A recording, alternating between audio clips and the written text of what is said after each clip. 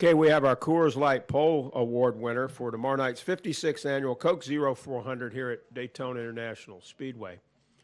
And that is David Gilliland. And David drives the number 38 Loves Travel Stops Ford. Congratulations, David. This is your third pole in NASCAR Sprint Cup Series career, your first of 2014, and it gets you now you'll be in the 2015 Sprint Unlimited here at Daytona International Speedway. So congratulations on that. Certainly, we've heard from you this week talking about the race and this opportunity that presents itself.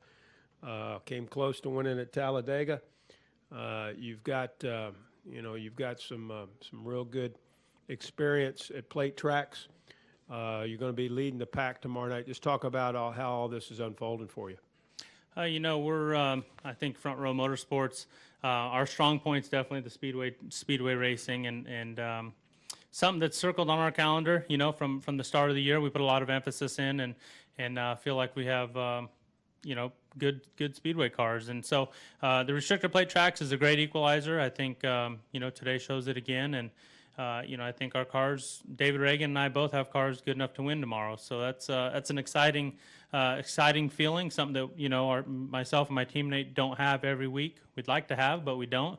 And so we're really looking forward to it. And obviously starting from the pole and having the number one pit stall is going to help. And having early track position, all that stuff's just going to help. So we're really excited. Love's Travel Stop is really up there. Partnership with us this year, and I'm real proud to be here and have them starting on the pole with me. So our military paint job and camouflage paint job is extra special. We've had a lot of military veterans sign the hood, and some Medal of Honor recipients this morning come and sign it. And so I was telling them earlier, I think that's the secret to the extra speed in the car. But I'm proud and honored to drive the car, and feel like we have 100% as good a chance as anybody to win tomorrow night. All right, we'll take questions for David. We'll start right here on the front row with our man Dustin Long, and then we'll go to Jeff Gluck. Dustin Long, MRN.com. Did you see your wife's tweet? I haven't, no. Okay, she said, I just told Tay that Daddy got the pole, and she said, maybe that wedding ring was bad luck. Yeah. So can you tell the story Yeah, I lost my that? wedding ring. We were staying at the that's sure funny. you did. My 11-year-old daughter. She we were staying we're staying at a condo at the beach. We've been here during the week, and we're gonna stay through Sunday. And we were swimming in the ocean, and it felt like something was underneath my wedding ring, and I reached down to touch it, and it popped off. And we looked for it, my daughter and all of us looked for it for probably an hour and a half, 2 hours in the ocean. But it's kind of trying to find a needle in a haystack. So obviously we didn't find it, and so that's funny that she said that. All right, we got another one back here, Jeff Gluck. Jeff Gluck from USA Today. Did you have a sense of how that session was going to go with all the weird gamesmanship going on before you guys started? And what did you make of the strategies? Obviously, the guys that were, if it had gone on, the guys that were doing the most game playing, I guess, it wouldn't have advanced anyway. What did you think of all that? Yeah, in Talladega, we didn't do this style of qualifying for the 500. And then at Talladega, for 2 weeks, in our competition meetings, we sat and, we're going to do this, we're going to do that, we're going to need to get with this group, we need to do that.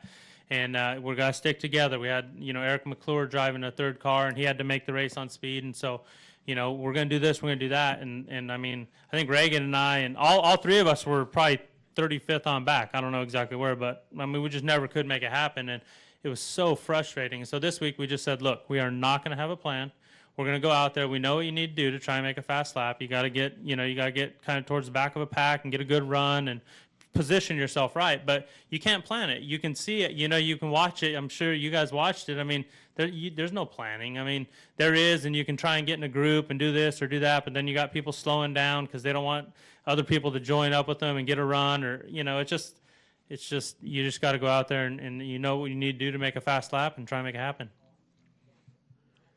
We'll go over here to Hill, and then we'll go to Dwight. Hey, David Hill, Overton, WNDB, IXC Radio at home, but WNDB here in Daytona. Congratulations again on another pole here at Daytona. I remembered so vividly when you won the pole with Robert here back in the Ford a few years ago, but a little deja vu all over again. And how does it feel to be back on the point here in Daytona?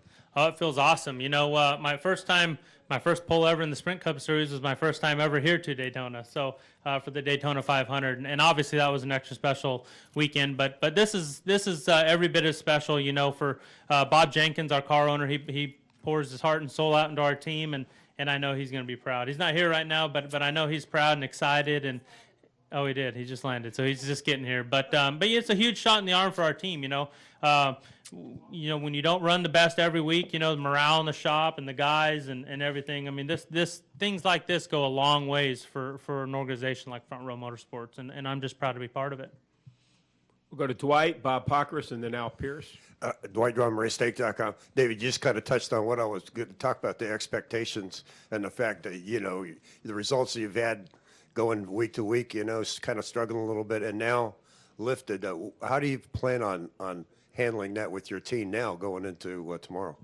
Oh, they're all pumped up. They were pumped up a week ago when they were working on this car to get it to come here. You know, just because they knew coming in that you know, this is one of them races that we have a legitimate shot at. And so you know, obviously we put a lot into each and every race, but these races are special for us. And so you know, our guys, they know. I mean, they're working every week, and like I said, the biggest thing is the morale booster, and I can't wait to go to the shop on Tuesday for our competition meeting and just see everybody. And like I said, everybody will be stepping a little bit taller. It's pretty neat to watch. Go Bob Pockris, Al Pierce, Chris Knight. Bob Hocker, Sporting News.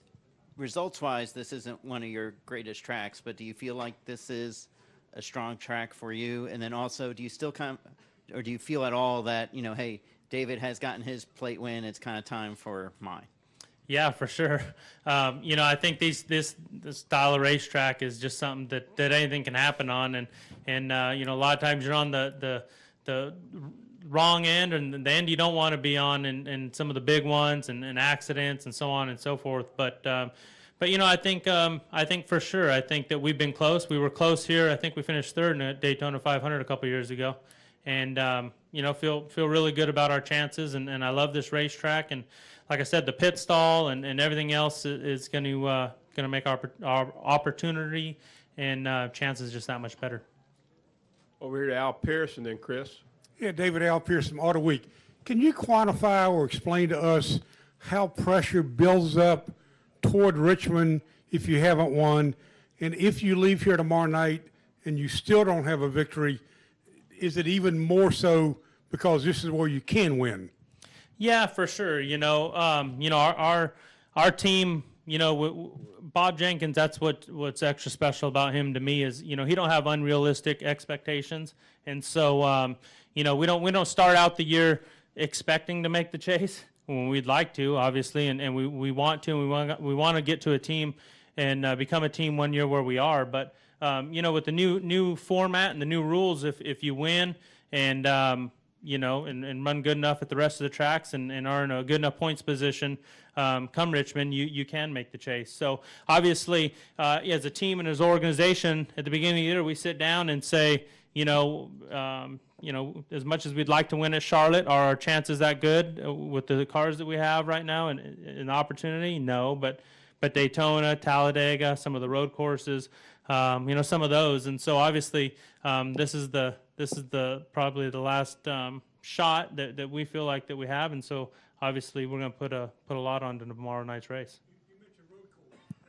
Would Watkins Glen be among those? Yeah, you know, Sonoma, I've always ran better at Sonoma than Watkins Glen, but my crew chief Frank Kerr has ran really good at the Watkins Glen with Marcus Ambrose, and he's promising me a really good car for Watkins Glen too. So we're excited and looking forward to that, and hopefully we'll have a good day there too. We'll go to Chris. ChrisKnightCatchMess.com. David, you guys were pretty strong when you guys unloaded off the truck yesterday. How much emphasis does Front Row Motorsports put on this as first career pole for the team?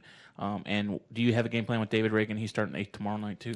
Yeah, I mean, Obviously, David Reagan and I work really well together. We're really good friends on and off the track, and for sure. But I mean, to say that, you know, there's no way, if it was as easy as sitting down and making a plan before the race started, you know, these speedway races would be totally different than what they end up being. And so David and I will definitely look to work with each other towards the end, you know, but to say that we're going to work together the whole race, you know, we'll always look out for each other, I'm sure, but come the end, hopefully we'll be in position to be able to help each other. And it's always having somebody to be able to work with that you know is going to stick with you and be able to make the moves that you want to make at the end of the race. And that's kind of what it comes down to usually at the end of these races. And like I said earlier, the first career pull for Front Row Motorsports is going to be a big deal.